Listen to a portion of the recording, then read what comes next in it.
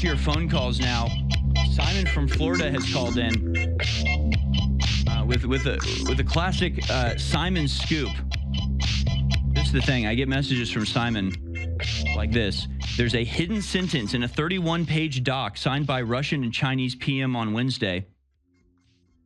And then a bunch of links in Russian and Chinese have to study. This is the type of deep research Simon does to uncover stuff that's missed by everybody else. And we so appreciate him bringing us this information and putting in the hard work it takes to uncover this sort of stuff.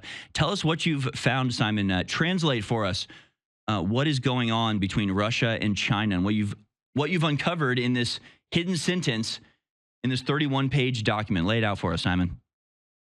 So to put it very quickly in context, Harrison, and it's a pleasure to be with you once again. Thank you for giving me the time to break the story with you on InfoWars, because it really is very significant. So there have been many annual meetings between the Premier of China, not the President, the Premier, and the Russian Prime Minister, not the President, over the years. And on Wednesday, they held the 29th annual China-Russia heads of government meeting in Moscow. And these are basically the guys who get sent to implement the agreement that Putin and Xi have done in huge summits with loads of publicity. This is where the real work occurs. So they did opening remarks, which were widely covered by the media. And then they announced that they were going to be signing a whole load of bilateral agreements, which are detailed in a 31-page joint communique, which both of them signed on this occasion. So eventually the transcripts got published of their opening remarks in Russian. And towards the bottom of that page, there was a PDF with a hyperlink that didn't work. But if you actually clicked on the PDF symbol, that bizarrely did work and took you to the underlying 31-page document.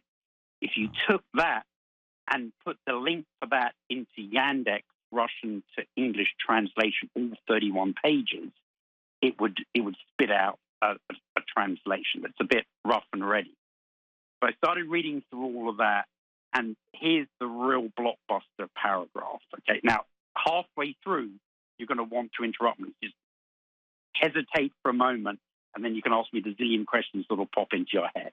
Okay? Sure. Yeah, and we're going to go to break in about a minute 30, but we'll hold you over because I got to put all this in context with other stories that have come out recently. So I'm already thinking I want to interrupt you, Simon. So what is this paragraph? And I'll hold my piece. The paragraph very quickly is to deepen the partnership in the field of peaceful nuclear energy based on the experience of successful implementation of the Tianwan nuclear power plant and the Zhudapu nuclear power plant project.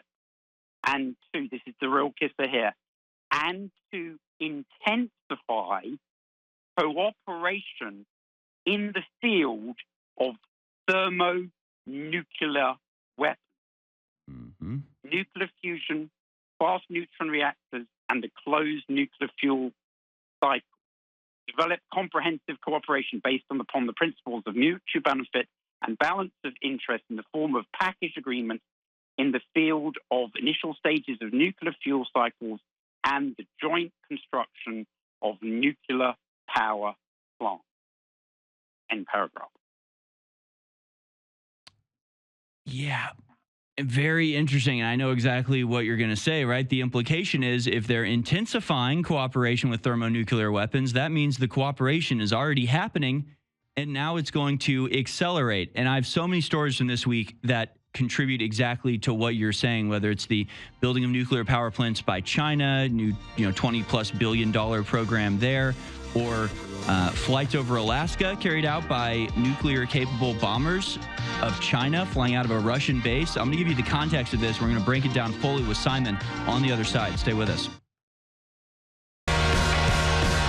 Welcome back, folks. Third hour of American Journal is on. We're going out to your phone calls, starting with a special phone call from Simon from Florida, who has done the deep research to uncover the Important little phrases. A 31-page document published in this joint meeting by Russia and China. And, deep down there on page 17 is this paragraph. To deepen the partnership in the field of peaceful nuclear energy based on the experience of successful implementation of the Taiwan nuclear power plant and Zadapu NPP projects, and to intensify cooperation in the field of thermonuclear weapons, P-17 nuclear fusion, fast neutron reactors, and the closed nuclear fuel cycle, develop comprehensive cooperation based on the principles of mutual benefit and balance of interest in the form of package agreements in the field of the initial stage of the nuclear fuel cycle and joint construction of nuclear plants. And again, the key sentence fragment there is, and to intensify cooperation in the field of thermonuclear weapons. Now, Simon, I want to get your elaboration on this, but before I do, let me just point to a few news stories from the last week or so. First of all, you have this from the 20th of August. China seeks to heat up economy with $28 billion nuclear power investment in 11 reactors. China approved 5 new nuclear power projects and have 6 more on the way. And then you have this, which I think is probably the most important story when talking about how it relates to what we're discussing, Simon. NORAD intercepts Russian and Chinese bombers operating together near Alaska in first such flight. So this was July 25th, so nearly a month ago. And I mentioned this, but I haven't really given it the attention it deserves, because what this is a Chinese nuclear-capable bomber escorted by Russian fighters flying out of Russia's, I believe, northernmost naval plant. And for this to have happened, it means that China and Russia have been cooperating together for months at least, like in order to coordinate and collaborate at this level. And in doing so, they went farther inland into American airspace and harassing Alaska. They had to be chased out of American airspace by American fighters. A nuclear-capable Chinese plane flying out of a Russian base with Russian fighter jet escorts doing a quick little taunt at the American Air Force. North American Aerospace Defense Command intercepted 2 Russian and 2 Chinese bombers flying near Alaska Wednesday in what the U.S. defense official said was the first time the 2 countries have been intercepted while operating together. Here's the really interesting part to all of this. Russia, at one point, was a part of the, they're called the Pac Rim games, I think. Or they're not games, but giant military exercises that all of NATO participates in. Russia was allowed to observe that, and China, under Obama, was allowed to observe that. So they actually have the battle plans of America and NATO in the Pacific. They know exactly how they react, what the lines of communication are, what the procedures are. They were actually involved in the RIMPAC exercise several years ago. So again, just sort of representing the either ineptitude or deliberate being a traitor of the Obama administration, who originally allowed Russia and China to observe these exercises and see firsthand what our military response would be to this type of provocation. So they have the upper hand on that, and they both flew out of this base in Russia up near Alaska. Video released by the Russian Defense Ministry showed the bombers flying together, as well as the intercept by U.S. and Canadian aircraft. Asked on Thursday if the interception was an example of Russia and China testing the U.S. in wake of President Joe Biden's decision to pull out of the 2024 race, Lloyd Austin said, "They're always testing us." And of course they are, but this is a major, major escalation towards nuclear war that comes, perfectly in line with all the other escalations to nuclear war. However, another interesting occurrence, this was about a month ago that they flew out of this base. And then, lo and behold, about a week ago, Shivaluk volcano erupts in Russia after powerful magnitude 7.0 earthquake. And this just happens to be a volcano and a massive earthquake hitting at this naval base that they flew out of. A volcano near a major naval base on Russia's eastern coast erupted Sunday after a powerful magnitude 7 earthquake struck the Pacific about 63 miles away. It briefly triggered a code red warning for aircraft. This volcano spewed an ash column high in the air, but, again, knowing what we do about the weapon systems available to the New World Order and the ability to create things like earthquakes, it's a little bit suspicious that following the sortie out of this naval base, that it is suddenly hit with a 7.0 earthquake out of nowhere. A little bit odd there. Biden, of course, this week it was revealed he approved secret nuclear strategy refocusing on the Chinese threat. Classified document approved in March. The president ordered U.S. forces to prepare for possible coordinated nuclear confrontations with Russia, China, and North Korea. And of course, more and more with every day that passes, the alliance between Russia, China, and Iran squaring off against Israel, NATO, and the U.S., both of these alliances are being hardened and being driven farther away from each other diplomatically and more towards war. So, Simon, that's just some of the background that people might not be aware of. Flying nuclear-capable sorties, earthquakes just outside of the naval base that they launched from, Biden issuing this memo to reorient the nuclear defenses of America to focus on China, in particular China and Russia's collaboration. And then we have what you have now presented, which seems to be an admission that China and Russia are already working together in some capacity on building thermonuclear weapons. So the floor is yours, Simon. What else do you understand from this document and this meeting between Russia and China? So, Harrison, your context is most excellent and entirely correct. And the significance that Lloyd Austin downplayed was that it was a flight of Chinese H-6 nuclear bombers flying alongside a flight of Russian Tupolev-95 nuclear bombers from a Russian airbase. So that was a first. The joint exercise of their nuclear bombers was a first. They then flew across the Bering Strait and entered the Alaska Air Defense Identification Zones. They didn't technically go into American airspace, but they crossed the kind of imaginary line where F-16s get scrambled and they fly up to figure out who exactly that big blip is on the radar screen. Right. It was a shock, and it was a first. It was many firsts. And I think it's the first time that Chinese nuclear bombers have actually been escorted not by Chinese fighter aircraft, but by Russian fighter aircraft. So this is all contrary to the pretense that Russia and China don't technically have a military alliance. But as Z repeatedly says, their friendship goes beyond the bounds of traditional alliances.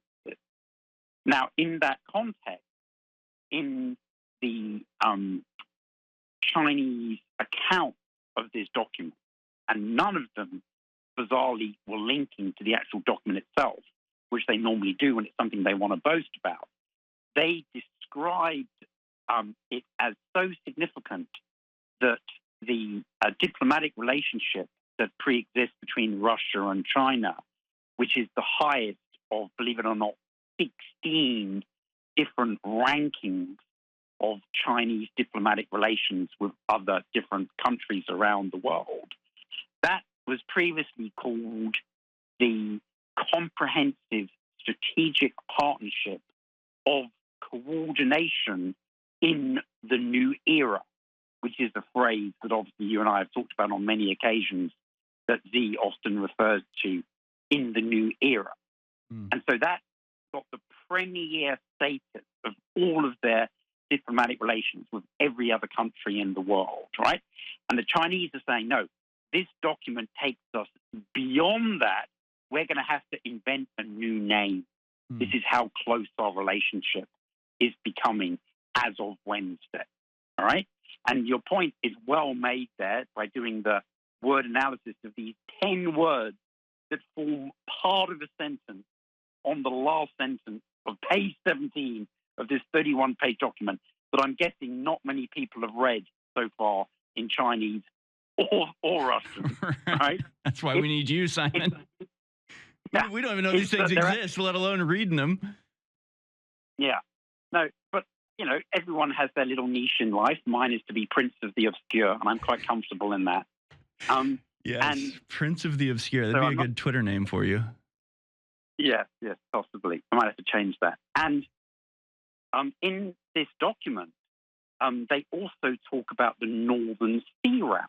Now, that goes through the very same waterway that these nuclear planes flew over last month, which is basically going from Vladivostok all the way around the northern edge in the Arctic Circle of Russia to Murmansk, where they have all their nuclear stuff. Okay?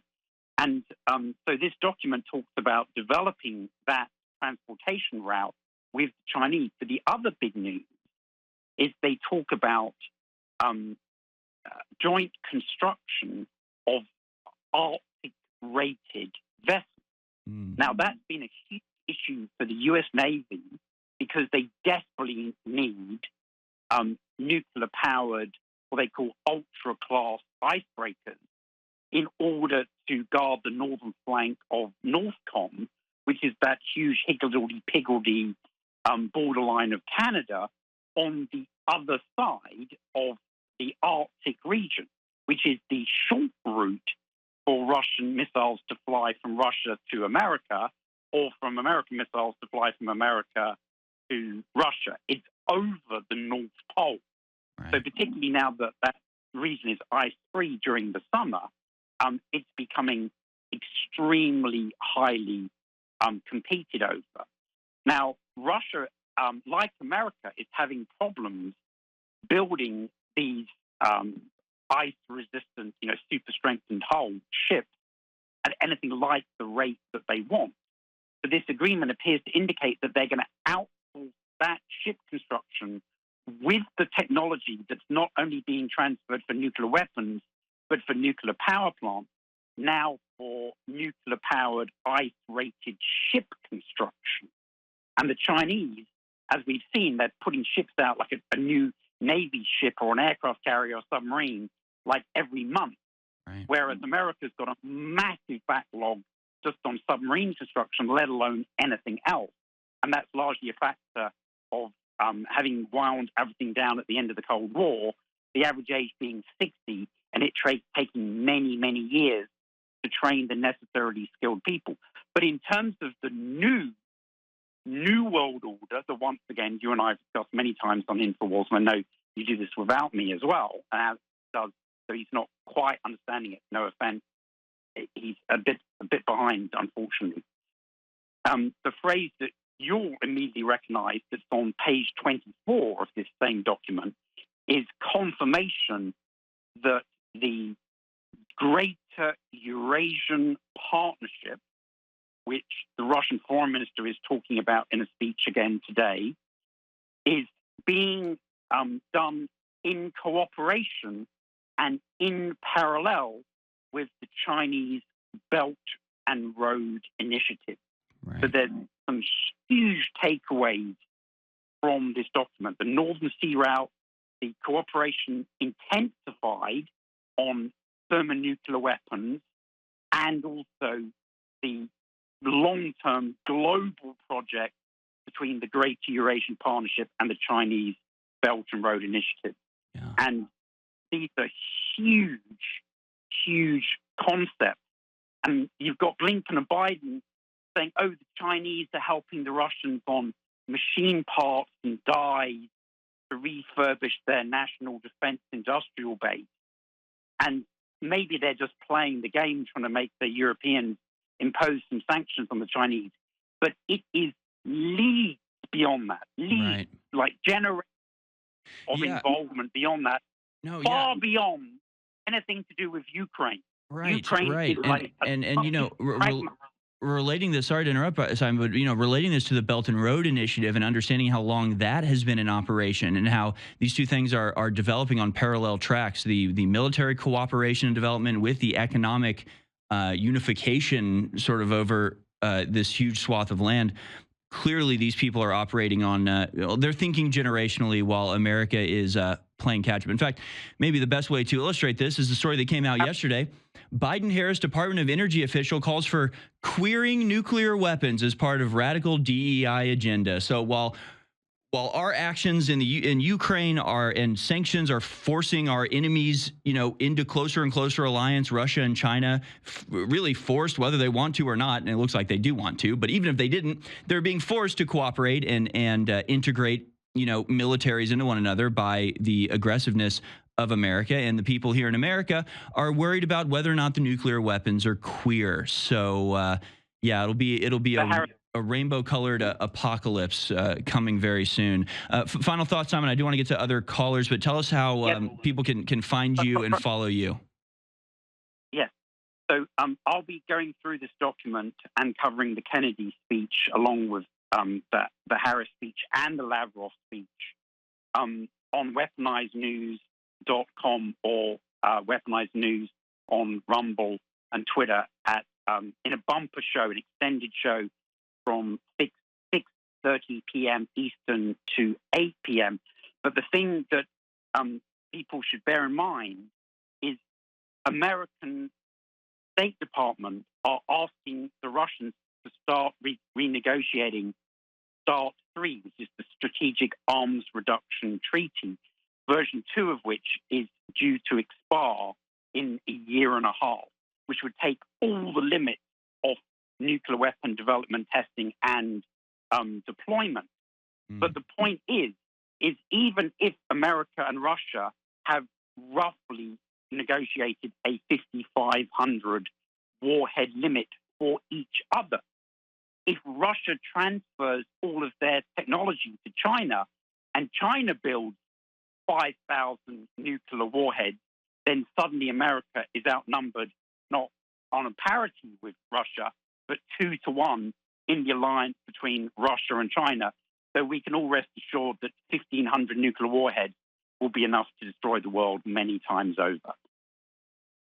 Yeah, it's almost like, the best case scenario at this point is there's still survivors at the end of this. I mean, they really are pushing us towards a cataclysm that humanity has never experienced before. Thank you so much for the update, Simon. Incredibly informative, as always. Weaponizednews.com. You can tune into that at 6:30 tonight after the War Room. And again, we could spend the whole show on this. It does deserve to be at the top of our list because this is what they're pushing for. They're pushing for World War III, a nuclear-armed conflict between America, Israel, and NATO, and Iran, Russia, and China. And again, just this week, the number of stories. I mean, there was a month ago that it was that flight, and then this week you've got the Biden, the revelation of the Biden memo talking about focusing more on China.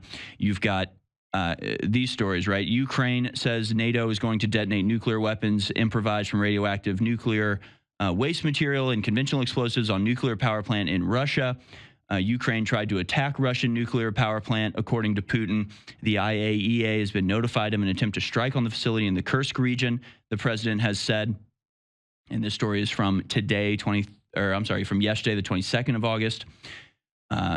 Lunatic Zelensky attacked a nuclear power plant. It's on fire. This is what the U.S. government, EU, and NATO and the rules-based order are supporting. And it goes on and on. Of course, Israel is suggesting, or Iran is suggesting, that Israel will attack its nuclear facilities the moment conflict breaks out in a real way between those two countries. There are lots of signals coming out that nuclear conflict is very much on the table, and not a lot of people are even talking about it, let alone telling you that the real seriousness and the real warning that you need to know. Prepare now, folks. However you can, prepare now. Spread the word. All of this is a choice. All of this is the consequence of America's deranged geopolitical machinations. They're literally risking your life to continue to murder people in Ukraine. It is completely and utterly insane. And we don't even know how insane it is until somebody like Simon calls in and gives us the down and dirty from these internal discussions between Russia and China. Absolutely incredible stuff. Weaponizednews.com and just search Simon from Florida on X.